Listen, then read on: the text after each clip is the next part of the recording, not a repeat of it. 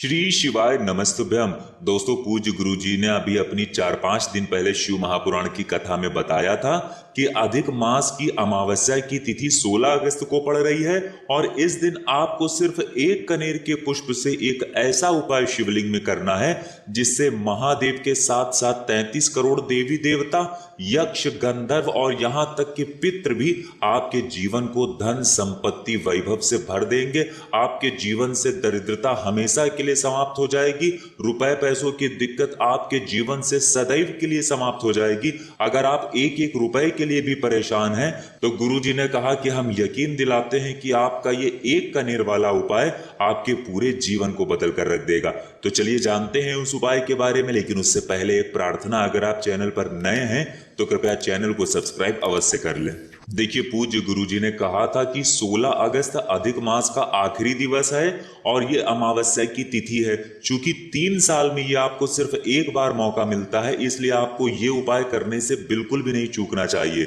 गुरुजी ने कहा कि जैसे हमारे घर में कोई मेहमान आता है तो जब तक वो रुकता है तब तक हमें रुपए पैसे नहीं देता है, तो हमारे बच्चों को वो 100, 200 या 500 रुपए जरूर दे के जाता है।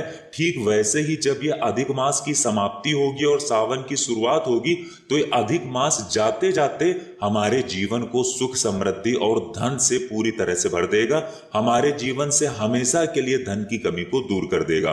देखिए, पूज्य गुरुजी ने कहा कि ये एक कनेर वाला उपाय सिर्फ आपको 3 साल में एक बार करने के लिए मौका मिलता है, इसलिए आप ये उपाय करने से बिल्कुल भी नहीं चूकेंगे। इस वीडियो में हम पूज्य गुरुजी द्वारा बताए गए 2 विशेष उपायों के बारे में बात करेंगे। इनमें से जो भी उपाय आपके लिए आसान हो वो आप कर सकते हैं, लेकिन ये कनेर वाला उपाय आपको जरूर करना चाहिए। पहला उपाय बताने से पहले सामने स्क्रीन पर आपको एक प्रश्न दिखाया जा रहा है। इसमें आपको बताना है कि तारकासुर का वध किसने किया था, श्री कार्तिकेय जी ने या श्री गणेश जी ने। इनमें से जो भी उत्तर सही है वो आप कमेंट करके जरूर बताइएगा। अब इसके बाद बात करते हैं गुरुजी द्वारा बताए गए इस कनेर के पुष्प वाले उपाय के बारे में। उससे पहले आपको इस अमावस्या की तिथि में सुबह जब भी स्नान करना है या फिर अगर आप दोपहर तक स्नान करते हैं तो आपको एक कार्य करना है। आपके पास अगर तुलसी की माला है या फिर आपके पास तुलसी के पौधे की कोई डंडी है तो उस डंडी को आप स्नान करने वाले जल में 1-2 बार घुमा लेंगे। पूज्य गुरुजी ने कहा कि जब भी आप स्नान करने जाएं तो उस जल में अगर आपके पास तुलसी की माला है तो उस माला को उस जल में घुमा लीजिए, या फिर आपके पास तुलसी के पौधे की कोई डंडी है तो उस डंडी को उस जल में डालकर घुमा लीजिए। बस आपको सिर्फ घुमाना है, इस डंडी को या इस माला को जल में डालकर नहीं रखना है, बस घुमा के निकाल लेना है और फिर उसी जल से आपको स्नान करना है। पूज्य गुरुजी ने कहा कि ये कार्य करने से हमें पूरे साल में जितनी भी सोमवती अमावस्या या शनिश्चरी अमावस्या पड़ती हैं उन सभी का फल सिर्फ एक ही अमावस्या की तिथि में प्राप्त हो जाता है, इसलिए आपको ये कार्य जरूर करना चाहिए। अब इसके बाद बात करते हैं गुरुजी द्वारा बताए गए उस कनेर के पुष्प के बारे में। देखिए, इस उपाय के लिए आपको सिर्फ एक कनेर का पुष्प लेना है। अगर आपको कनेर का पुष्प नहीं पता है तो सामने स्क्रीन पर दिखाया जा रहा है। ये कुछ इस प्रकार का होता है जो पीले रंग का होता है। अगर आपके पास कनेर का पुष्प नहीं है तो शिवालय जाकर शिवलिंग के ऊपर चढ़े हुए कनेर के पुष्प को उठाकर जल से शुद्ध करके फिर आप उसका भी इस्तेमाल कर सकते हैं। पूज्य गुरुजी ने कहा कि शिवलिंग में हम लोग जो भी सामग्री समर्पित करते हैं उसको उठाकर फिर से उसका उपयोग कर सकते हैं और ऐसा करने से हमें किसी भी प्रकार का दोष नहीं लगता है। अब एक कनेर का पुष्प लेने के बाद आपको लेना है 2 लोटे जल।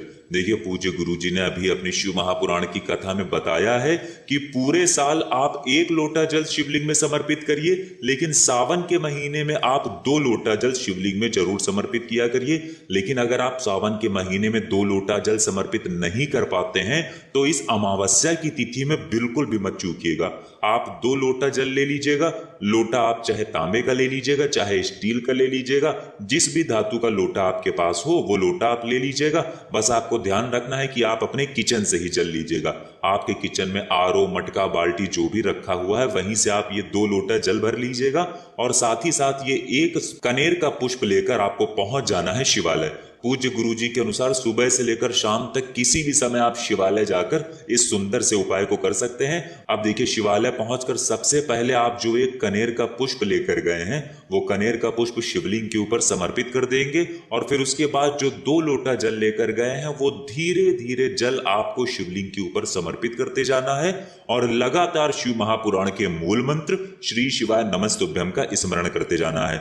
सामने स्क्रीन पर जैसे 2 लोटा आपको दिखाए जा रहे हैं, आपको अपने दोनों हाथ में एक एक लोटा ले लेना है और ऐसे ही शिवलिंग में समर्पित करते जाना है। गुरुजी ने कहा कि ऐसा करने से महादेव के साथ साथ 33 करोड़ देवी देवता, यक्ष, गंधर्व और यहाँ तक कि पितृ भी हमारी सारी मनोकामनाओं को परिपूर्ण करते हैं। हमारे जीवन में धन संपदा की प्राप्ति होती है, हमें माता लक्ष्मी की कृपा प्राप्त होती है और दरिद्रता तथा दुर्भाग्य हमारे जीवन से सदैव के लिए समाप्त हो जाती है। अब इसके बाद बात करते हैं गुरुजी द्वारा बताए गए दूसरे खास उपाय के बारे में। इस उपाय के लिए आपको सिर्फ एक बेलपत्र ले लेनी है और 1 लोटा जल ले लेना है। बेलपत्र आप जो भी लेंगे वो कहीं से भी कटी फटी नहीं होनी चाहिए और बेलपत्र की डंडी के आखिर में जो डूट होती है यानी जो डंठल होता है वो भी नहीं होनी चाहिए। ये डूट आप तोड़कर अलग कर लेंगे। अगर आपके पास बेलपत्र नहीं है तो शिवालय जाकर शिवलिंग के ऊपर चढ़ी हुई बेलपत्र को उठाकर जल से शुद्ध करके फिर आप उसका भी इस्तेमाल कर सकते हैं। अब देखिए, आपको एक काम करना है। आपने जो बेलपत्र ली है उस बेलपत्र की सबसे आगे वाली पत्ती पर, जो सबसे बड़ी पत्ती होती है वो सबसे आगे वाली पत्ती होती है, उसी पत्ती में चिकनी साइड आपको शहद लगा लेना है। आप अपनी अनामिका उंगली से इस पत्ती की चिकनी साइड में शहद लगा लेंगे और फिर इसके बाद बेलपत्र की जो 3 पत्तियों के बीच में डंडी होती है उस डंडी में आपको थोड़ा सा चंदन लगा लेना है। आप चाहें तो पीला चंदन लगा लें या फिर सफेद चंदन लगा लें। जो भी चंदन आपके पास है उसको थोड़ा सा जल डालकर आप लेप की तरह कर लें और इस बीच वाली डंडी में आप थोड़ा सा चंदन लगा लीजिए। सामने वीडियो में आपको समझाने का प्रयास किया जा रहा है। ये जो 3 पत्तियों को जोड़ने वाली डंडी है जो गोल गोल घेरे में आपको दिखाई जा रही है, इसी डंडी में आपको ये चंदन लगा लेना है और फिर ये बेलपत्र और 1 लोटा जल लेकर आपको पहुंच जाना है शिवालय। गुरुजी के अनुसार ये उपाय भी आप सुबह से लेकर शाम तक किसी भी समय कर सकते हैं और ये उपाय भी आपकी किसी भी मनोकामना को परिपूर्ण करने के लिए है। देखिए, अब शिवालय पहुंचकर सबसे पहले ये बेलपत्र आपको शिवलिंग के ऊपर समर्पित कर देना है। बेलपत्र की चिकनी साइड का हिस्सा शिवलिंग में टच करेगा और बेलपत्र की डंडी आपकी तरफ रहेगी। जैसे सामने बेलपत्र रखी गई है ठीक ऐसे ही आपको भी रख देना है और आपके जीवन में जो भी समस्या चल रही है या फिर आपकी जो भी मनोकामना है उसको परिपूर्ण करने के लिए आप महादेव से प्रार्थना कर लेंगे। फिर उसके बाद श्री शिवाय नमस्तुभ्यम मंत्र का स्मरण करते हुए ये 1 लोटा जल धीरे धीरे इसी बेलपत्र के ऊपर समर्पित कर देंगे। गुरुजी ने कहा कि अगर हम इस प्रकार से इस अमावस्या की तिथि में 1 बेलपत्र वाला ये विशेष उपाय करते हैं तो महादेव की कृपा से हमारी वो विशेष मनोकामना बहुत ही जल्द परिपूर्ण होती है और हमारे जीवन से दुख, दरिद्रता और दुर्भाग्य का अंत होकर हमें सुख, समृद्धि और वैभव की प्राप्ति होती है। तो दोस्तों, ये थे पूज्य गुरुजी द्वारा बताए गए 2 बहुत ही खास उपाय जो आपको इस अमावस्या की तिथि में जरूर करना चाहिए। अगर आपको जानकारी अच्छी लगी हो तो वीडियो लाइक करिएगा। मिलते हैं फिर एक नए वीडियो के साथ। श्री शिवाय नमस्तुभ्यम।